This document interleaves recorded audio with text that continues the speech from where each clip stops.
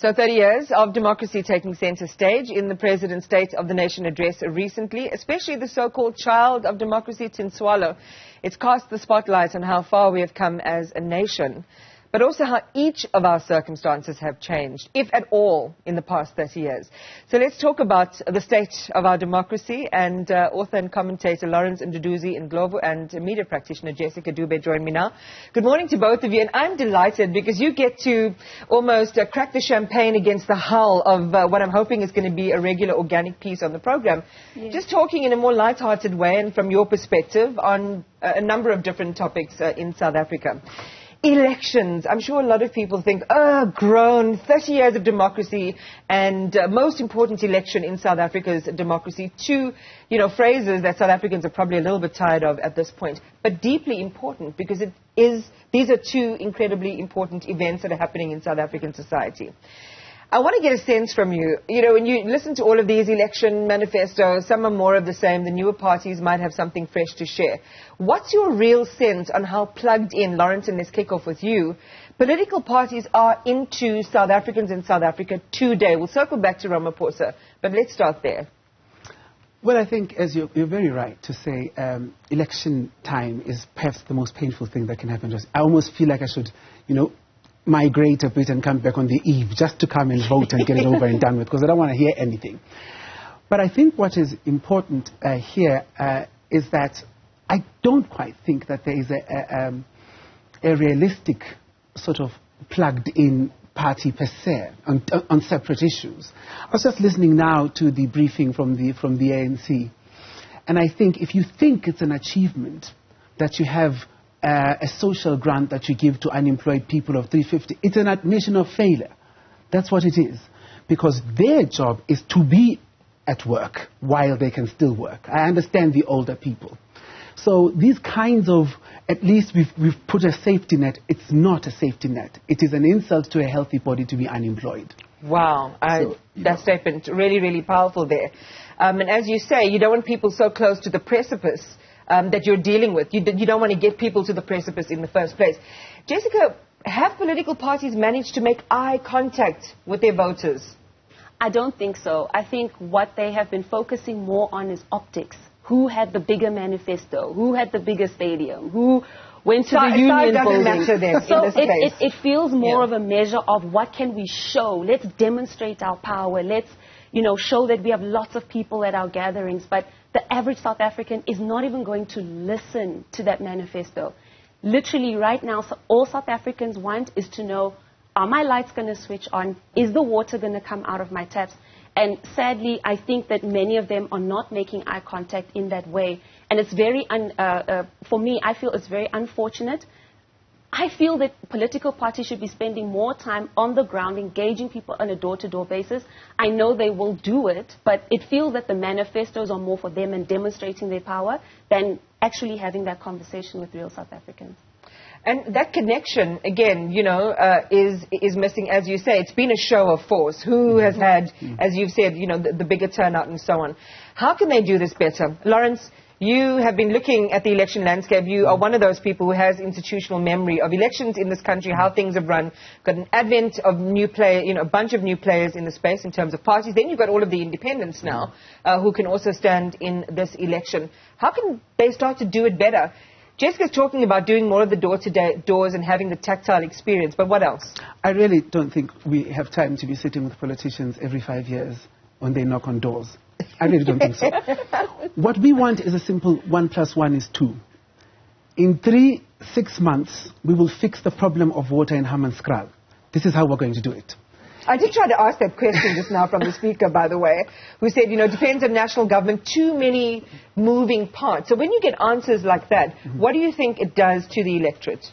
These are people who are supposed to be practitioners of their own fields, experts, who are not politicians.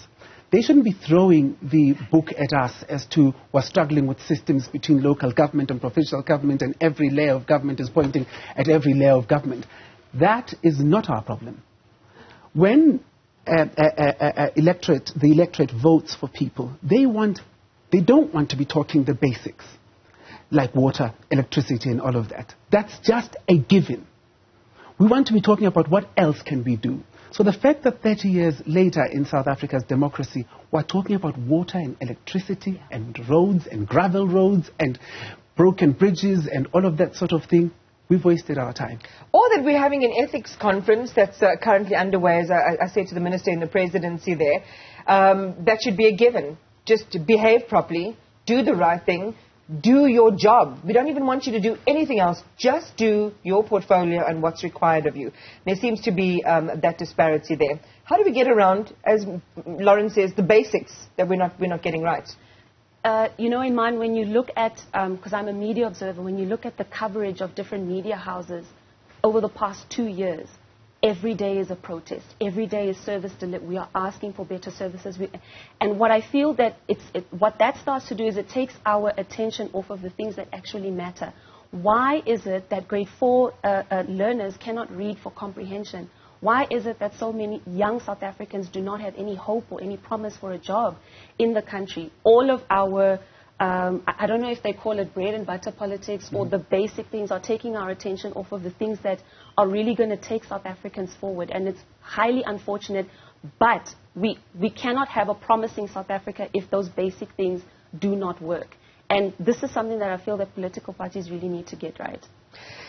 So you have, and I was there on the footsteps of, this grand dame, the City Hall the other day, watching the President deliver his State of the Nation address, creating this metaphorical character, Tintswalo. There were a number of different responses from South African society, people saying, I'm a Tintswalo, I'm a recipient of the gains that the ANC is talking about, may not have delivered all of the dreams, but certainly I wouldn't be in the position that I'm in if I wasn't. And others vehemently resisting this characterization that the President has created. Again, do you think that our government is on top of understanding who they are talking to in South Africa, Lawrence? Manifestos and governments and all of these speeches should never really be targeted at those who have arrived, because at least that's a success. You bag that one. They should be targeted even more at those who still have to be assisted to get to where they need to be. So if you're going to be, as a president, telling me about the success of a Tintswalo, good for her. Wonderful. But what is a Tintswalo to a person who's struggling to find a job, regardless of the fact that they've been to university? It was an unnecessary image that was put before us. And I would say to a Tintswalo that has made it, congratulations, sister. We're so happy for you. Take a drive into Alex and see a contemporary of yours, probably born in the same year, with a completely different story. And then imagine that there are plenty, thousands of those in every city, in every corner, in every part of this country. So yes, wear your crown, Tintswalo. It is yours. Congratulations, you've done well.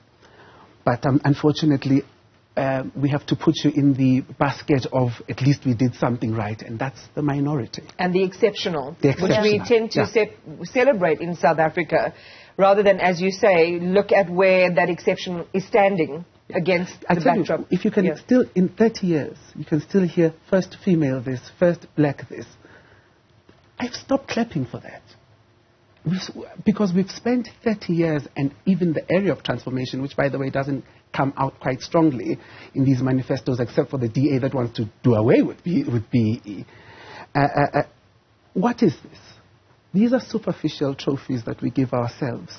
And the transformation of this country has been painfully slow, whether in the boardroom or in the street. Pyrrhic wins, the clever people amongst us will say, we'll explain to the others in the class what Pyrrhic means. Not quite real, almost imaginary. Jessica, I'm going to give you the final word. So we've said a few things in this short conversation that we're having. What have we missed? What's the blind spot in this conversation around how we view elections and the importance of the electorate and their lived experience as we go into May 29? The IEC. The IEC is grossly underfunded. And I feel that it's so important that if you drive along any main freeway in South Africa today, will you see an IEC billboard? Maybe you'll see 1 in 20. Will you see an IEC poster saying, neutral posters that are not political party posters, just posters that are saying, go and vote. This is what you sacrifice your power by not voting. South Africa's got a big big problem of people who don't show up to elections. There are many that are of age but haven't registered. There are many who used to vote but don't feel that there's a cause and effect between putting an X on a ballot and seeing anything changing in the country. I am of the belief that could our electoral system get to a stage where the IEC has as much power possibly as the public protector?